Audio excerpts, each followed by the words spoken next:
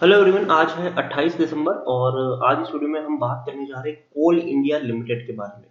देखिए 138 रुपीज का ये शेयर है और आज अगर हम देखें तो 1.5% की हल्की सी तेजी हमें यहाँ पर जरूर देखने को मिली है।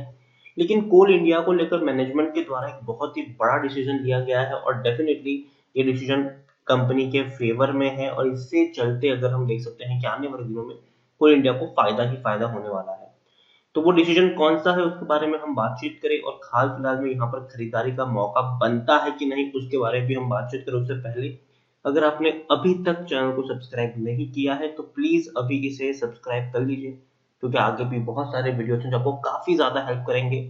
उसके अलावा अगर आपने अभी तक मेरी टेलीग्राम चैनल को भी सब्सक्राइब नहीं किया है तो उसको भी सब्सक्राइब करना मत भूलिएगा। लिंक आपको जो है वो डिस्क्रिप्शन में मिल जाएगा।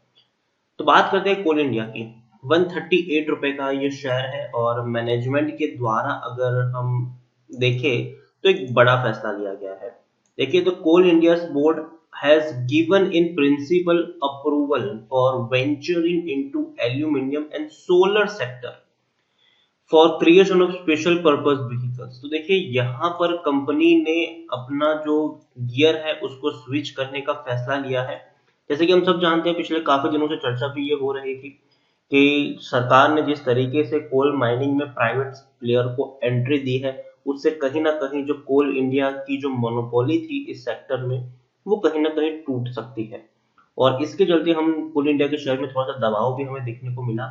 लेकिन डेफिनेटली जब कोल इंडिया ने भी देखा कि भैया हमारी मोनोपोली वैसे टूट तो रही ही है तो हम क्यों ना अपना जो सेक्टर है उसको थोड़ा सा चेंज करने की कोशिश करें, और वही किया है उन्होंने। उन्होंने फ्यूचर को ध्यान में रख के फ्यूचर को प्रिडिक्ट करके उन्होंने फैसला लिया है कि भैया हम क्या करेंगे, एल्यूमिनियम और सोलर सेक्टर में एंट्री करेंगे ताकि जो स्पेशल व्हीकल्स क्रिएशन होंगे उसमें हमारा बिजनेस अच्छा खासा चल जाए। और डेफिनेटली हम सब जानते हैं कि कोल का जो सेक्टर है वो आप ये नहीं मान सकते कि 20 साल तक का वो चल जाएगा। कोल सेक्टर जो है वो बहुत कम वक्त के लिए आने वाले दिनों में परफॉर्म कर सकता है। तो कोल इंडिया ने काफी बढ़िया डिसीजन लिया है ये कि एल्यूमिनियम और सोलर सेक्टर में कंपनी एंटर कर रही है, वेंचरिंग कर रही है। और इससे कहीं ना कहीं अगर हम देखें तो इस कंपनी को बढ़िया फायदा मिलने वाला है। 138 रुपए का ये शेयर है। पिछले एक महीने में अगर हम देखें तो 10% का ग्रोथ है। 125 रुपए से उठकर 145 पर गया, गिरावट आई 132 तक, धीरे धीरे ऊपर उठने की दोबारा से कोशिश भी कर रहा है ये शेयर। एक साल में अभी भी 32% की गिरावट है। अभी भी ये शेयर अपने प्री कोविड लेवल तक नहीं पहुंचा है जो 210 रुपए के आसपास था। कोरोना के चलते ऐसी गिरावट आई, 110 रुपए तक टूट गया, तेजी आई, गिरावट आई, तेजी आई, गिरावट आई, तेजी आई, गिरावट आई। लेकिन अभी भी अपने प्री कोविड लेवल तक नहीं पहुंचा है। अभी भी एक बहुत बड़ी तेजी की गुंजाइश बाकी है यहाँ पर। अभी भी ये शेयर और ऊपर निकल सकता है। अभी भी बड़ी रिकवरी की उम्मीद यहाँ पर बाकी है। लार्ज कैप शेयर है ये, 85,000 करोड़ के आसपास का इसका मार्केट कैप है। एनएससी में अगर हम देखें तो 84 लाख से भी ज्यादा का इसका वॉल्यूम टोटल में देखने को मिल रहा है। शेयर होल्डिंग की अगर हम बात करें तो प्रमोटर के पास 66.13% की होल्डिंग है। और सरकारी कंपनियां तो डेफिनेटली प्रमोटर आपको यहाँ पर प्रेसिडेंट ऑफ इंडिया मिल जाएंगे acting through ministry of coal. FIS के पास 7.19% की होल्डिंग है, म्यूचुअल फंड के पास 9.36% की होल्डिंग है, इंश्योरेंस कंपनी के पास 11.99% की होल्डिंग देखने को मिल रही है। 31 म्यूचुअल फंड स्कीम्स और 475 एफआईएस का पैसा है। और उसके अलावा देखिए हाईएस्ट पब्लिक शेयर होल्डर में एक बहुत बड़ा नाम है एलआईसी। 11.10% की होल्डिंग एलआईसी यहाँ पर ओन करती है। इंडिविजुअल इन्वेस्टर होल्डिंग 3.49% की देखने को मिली है। और डिविडेंड के मामले में तो ये भैया बहुत ही बेहतरीन शेयर है। 75% का डिविडेंड पे कर रहा है, मतलब पर शेयर आपको 7 रुपए 50 पैसे मिल रहे हैं। एक ऐसा शेयर जो 150 रुपए से भी कम प्राइस पर ट्रेड कर रहा हो और आपको 7.5 रुपए का डिविडेंड पे कर रहा हो तो ये बहुत अच्छी बात है। और इन्होंने अभी हाल फिलहाल में पिछले महीने नवंबर में ही ये डिविडेंड पे किया है। तो अच्छा डिविडेंड है, बेहतर डिविडेंड है, एंकरेजमेंट करने वाला डिविडेंड है। टेक्निकल रेटिंग पे अगर हम देखें तो शानदार है, अच्छी टेक्निकल रेटिंग हमें इनकी देखने को मिल रही है।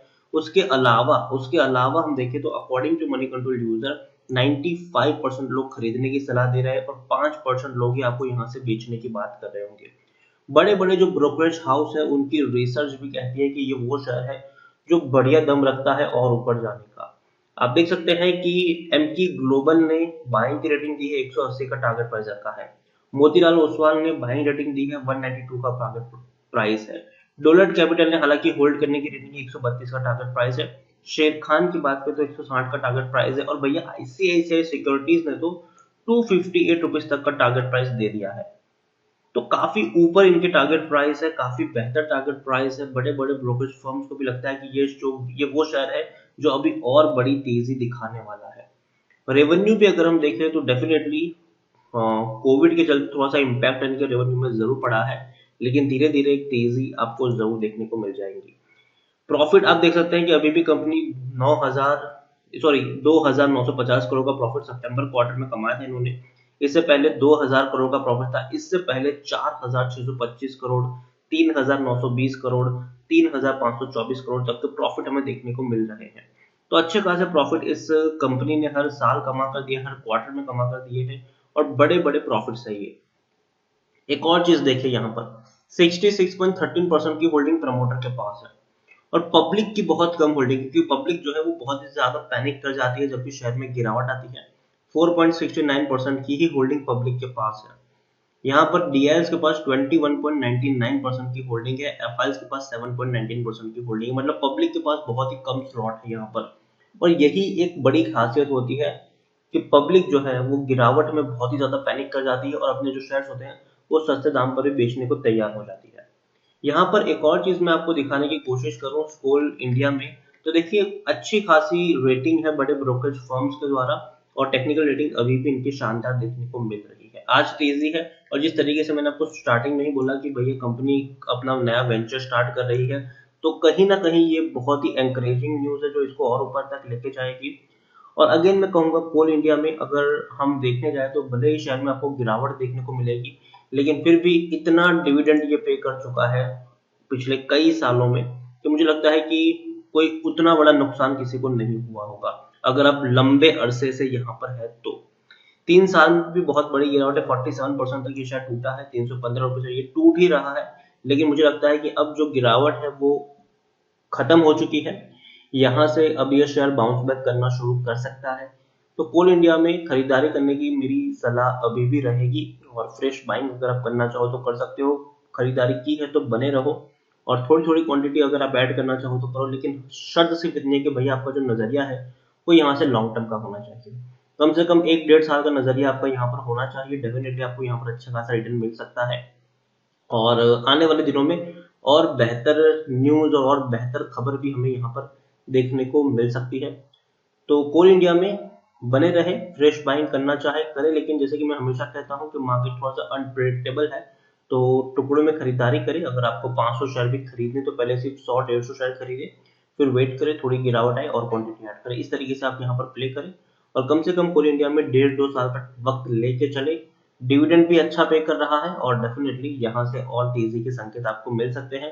टारगेट बहुत ही ऊपर है, और डेफिनेटली मुझे लगता है कि शेयर वहां तक पहुंचने का दम भी रखता है। तो वीडियो को यहीं पे एंड करूंगा। पसंद आया हो तो लाइक करो, शेयर करो। चैनल को अगर आप पहली बार आए हैं तो प्लीज सब्सक्राइब करो। कोल इंडिया के बारे में क्या सोचते हैं वो भी आप मुझे कमेंट में लिखकर बता सकते हैं। Thank you.